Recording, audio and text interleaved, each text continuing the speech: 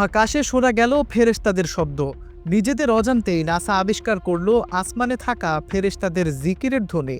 নাসার একটি গবেষণায় উঠে আসে মহাশূন্যকে নিঃশব্দ ভাবা হলেও আসলে সেখানে প্রতিনিয়ত নানা ধরনের শব্দ নাকি হয়ে যাচ্ছে।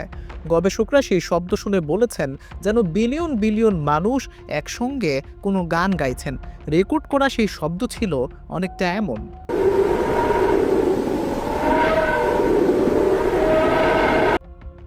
অথচ শবে মেরাজের রাতে রাসূলুল্লাহ সাল্লাল্লাহু আলাইহি ওয়াসাল্লাম ইরশাদ ফরমাইয়াছিলেন, মহাকাশে প্রতিনিয়ত ফেরেশতারা জিকির করছেন।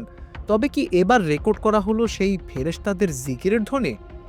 আবু দার রাদিয়াল্লাহু তাআলা আনহু বলেন, রাসূলুল্লাহ সাল্লাল্লাহু আলাইহি ওয়াসাল্লাম যখন মিরাজ থেকে ফিরে আসেন তখন তাকে প্রশ্ন করা হয়েছিল, আপনি আকাশে কি দেখেছেন বা কি শুনেছেন?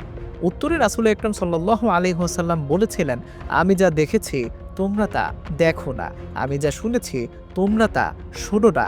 আকাশে প্রচণ্ড কাঁপুনির শব্দ হচ্ছে, আর তা হওয়ার কারণ আছে আকাশের ৪ আঙ্গুল পরিমাণেও জায়গা খালি নেই।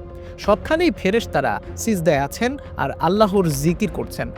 রাসূল আকরাম সাল্লাল্লাহু আলাইহি ওয়াসাল্লাম হাদিসটিতে প্রচণ্ড ঝাঁকুনির মতো শব্দ হচ্ছে বলেন।